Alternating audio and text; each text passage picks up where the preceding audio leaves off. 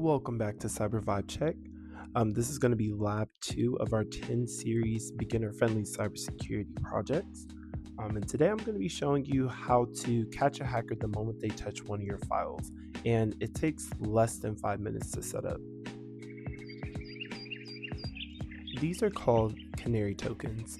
This is a real deception technology used by actual SOC teams at enterprise companies, and you could run it for free. So here's the idea. A Canary token is basically a digital tripwire. You create a file, could be a Word document, PDF, fake password spreadsheet. The file doesn't actually matter or contain anything useful. But the moment someone opens it, it sends an alert to you with their IP address, their OS, a timestamp, their country, many other details and information. So you know exactly when it happened and roughly where from. This falls under what security teams call deception technology, and you're not just waiting for alerts, you're actively baiting attackers into understanding who they are so you could start to build a profile or start to scan and establish a behavioral profile for them. Okay, so we're going to get right into this. We're going to open up our browser and we're going to go to canarytoken.org. This is going to pull up this page right here, and here you're going to see all of the different Canary tokens that you could use to set up this form of honeypot. Whether it's an AWS infrastructure login, a QR code, fake app, Microsoft Excel, network folder, Windows folder. You may also hear this referred to as honey tokens or hear me refer to this as honey tokens. This concept is the same form as honeypots, it's just not on an infrastructural level. It's something that you do through network. So now that I've clicked on the Microsoft Word token, I'm going to paste in my email. And then I just gave it a basic memo, Word document Canary. It could be whatever you want to be, nothing specific.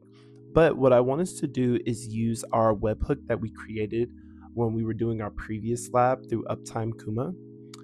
So we're going to go back into our Discord server. Once this loads, and then we're going to go to our server settings. You're going to see these are our previous alerts.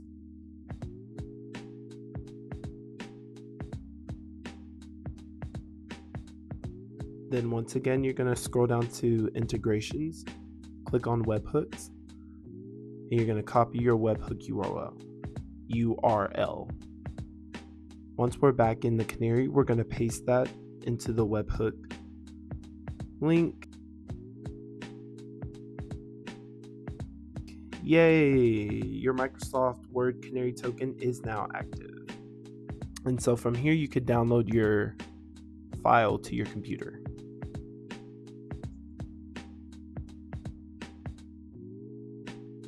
I'm going to open this in Finder because what I'm going to do is I'm going to change the name in order to simulate a real attack surface. So I'm going to rename it to something like Q4 salary confidential, things that would look attackable.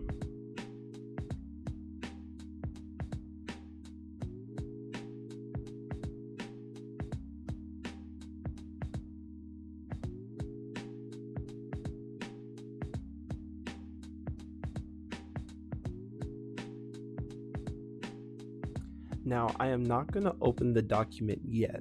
I'm going to go to my Discord and I'm going to make sure that the webhook that we put inside of Canary is active. So I'm going to go to my main server.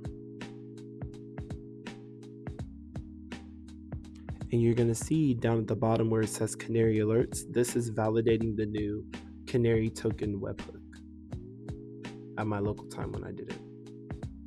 Now I'm going to double click on the download. It's going to pop open. Of course, I don't have 365 set up yet. I do on my other computer, but not this one. And then boom. So Canary Tokens been triggered. This is going to be all of your log data, your city, zip code, country, IP address, continent, which it didn't give me, the type of computer that was used.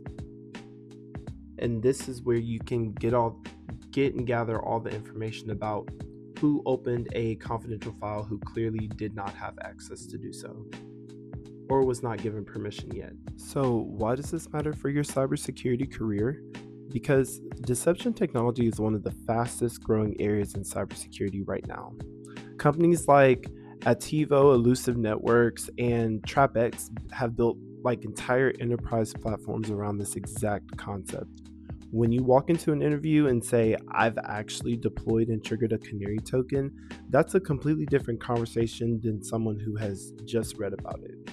So on your resume, you can put things like deployed digital honey token to establish proactive alert system, demonstrating the ability to detect unauthorized file access in real time. That was definitely a mouthful, but it is something that you can put on your resume. If you have enjoyed this lab, please leave a comment. If you have any questions, like the video, subscribe to the channel for future updates and new content posts coming out soon. Otherwise, thank you. See you in Lab 3.